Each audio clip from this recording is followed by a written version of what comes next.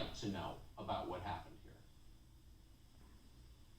I'd like Joe Biden to come clean entirely about what was going on with not just his son, but his brother and his sister. His entire family has been trading on his name in his public life for 50 years. You know, Fox News is doing some outstanding reporting, uncovering these texts and emails, as you did in October in your interview with Tony Bobulinski, Tucker. Joe Biden should have a press conference and address all this. If you recall, then President-elect Donald Trump had a press conference in early January and took all comers. It was a classic.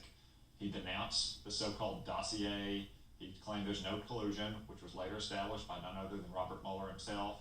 He tackled questions about his business. I think it was the first press conference in which he called Jen Acosta fake news, Tucker.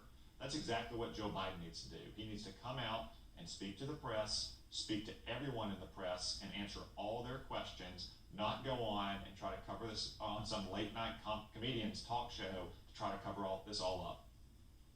It doesn't seem like he has much incentive to do that. I don't think it's easy for him to speak extemporaneously under any circumstances, but nobody is pushing him.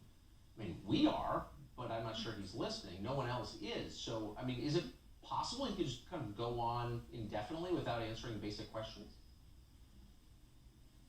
Well, certainly hope not, Tucker. The incentive may be an indictment of his son.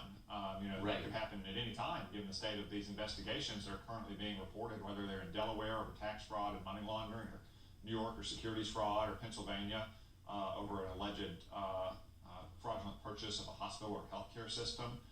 That's one reason why the special counsel regulations seem to apply here. You've got Joe Biden, whose son is being investigated for trading on his name. And if he becomes president next month, he's got the opportunity to replace all those U.S. attorneys, to replace the attorney general. There couldn't be a bigger conflict of interest. No, I completely, his brother too under investigation. I mean, you got to think at some point the Kamala Harris people will leak enough in an effort to knock Biden out of the seat that we'll know more. We're waiting for that eagerly. Senator Cotton, great to see you tonight. Thank you. Thanks, Tucker. It's a business.